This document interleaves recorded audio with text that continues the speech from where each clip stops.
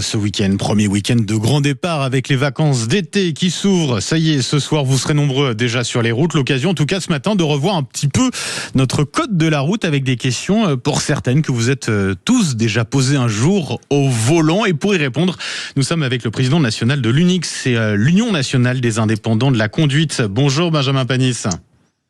Bonjour. Et merci d'avoir accepté notre invitation sur Sud Radio ce matin. Vous êtes le gérant dans le Gard de l'auto-école de la 16 Bessèges. Autant dire que vous connaissez parfaitement votre code de la route, Benjamin Panis. Commençons par une situation à laquelle on a tous été confrontés sur autoroute. Je pense à toutes ces voitures qui roulent sans raison sur la voie du milieu. C'est parfois assez agaçant. Dans ce cas-là, question concrète, est-ce que je peux dépasser par la droite, Benjamin Panis ? Et non, on n'a pas le droit de dépasser par la droite. On doit rester au niveau du véhicule et si on doit faire le dépassement, on doit se décaler sur la partie gauche de la route pour pouvoir dépasser la voiture. Donc forcément, il faut dépasser par la gauche dans ces cas-là. Pour l'automobiliste qui roule d'ailleurs sur la voie du milieu comme ça sans raison, est-ce qu'il peut être verbalisé ou pas ? C'est sanctionnable ? Et oui, c'est sanctionnable puisqu'on n'a pas le droit de rouler au milieu de la route sans raison. Donc les voies le plus à gauche sont utilisables uniquement dans le cas de dépassement ou quand il y a un bouchon. Donc ça, c'est assez clair. Autre question, Benjamin Panis, on continue, j'en ai quelques-unes tout de même. C'est les questions qu'on se pose forcément et de temps en temps, on n'a pas toujours la bonne réponse. Est-ce qu'il est possible dans certains cas de franchir une ligne continue ? Oui, il y a des cas où il est possible de franchir une ligne continue, notamment le dépassement d'un cycliste, lorsque la visibilité est bonne, qu'il n'y a pas de danger, ou lorsqu'il y a un obstacle sur la route.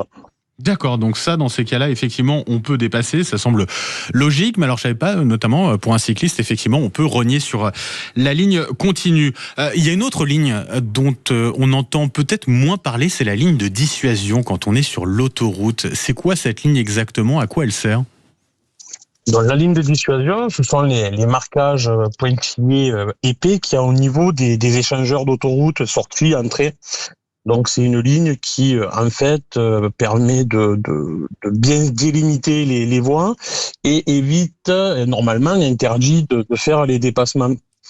Normalement, ça veut dire quoi ? Ça veut dire qu'entre une sortie et une entrée d'autoroute, on ne peut pas dépasser ni se rabattre. Alors, c'est-à-dire que si on a le droit de faire le dépassement, c'est-à-dire que si on est placé à droite, on peut s'écarter vers la gauche pour faire un dépassement. Par contre, ces lignes-là interdisent de se rabattre, c'est-à-dire que si je suis en train de faire un dépassement, que j'utilise la voie centrale ou la voie la plus à gauche, je ne peux pas aller chercher ma sortie d'un coup. C'est pour éviter de créer des zones de danger beaucoup plus importantes au niveau des sorties et entrées d'autoroute. Bien sûr, et c'est très clair, effectivement. Donc, sur ces lignes-là, entre une entrée et une sortie d'autoroute, je peux dépasser si je suis sur la voie de droite, mais je ne peux pas me rabattre sur la voie de droite. On connaît, Benjamin Panis, nos limitations de vitesse, que ce soit sur autoroute ou par exemple sur les départementales. Est-ce qu'il existe, à l'inverse, une vitesse minimale sur la route ? Alors sur les grandes routes et les grands axes, non, il n'y a pas de limitation de vitesse minimale, sauf indication contraire, puisque s'il y a un panneau indiquant une limitation minimale, il va être implanté aux abords des sections qui vont être concernées.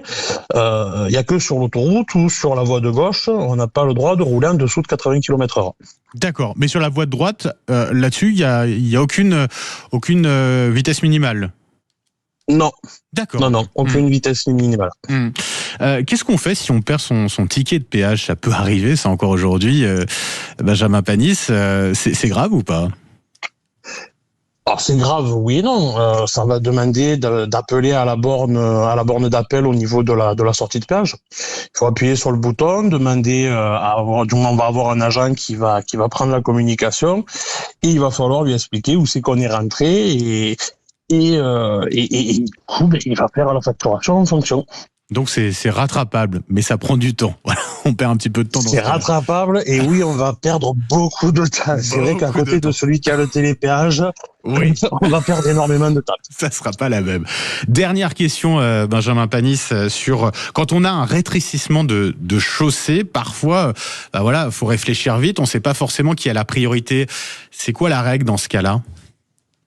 Il y a deux possibilités. Soit vous avez un rétrécissement de chaussée sans panneau avec l'obstacle qui va être de votre côté. Donc là, c'est à vous de laisser passer les gens qui arrivent en face. Oui.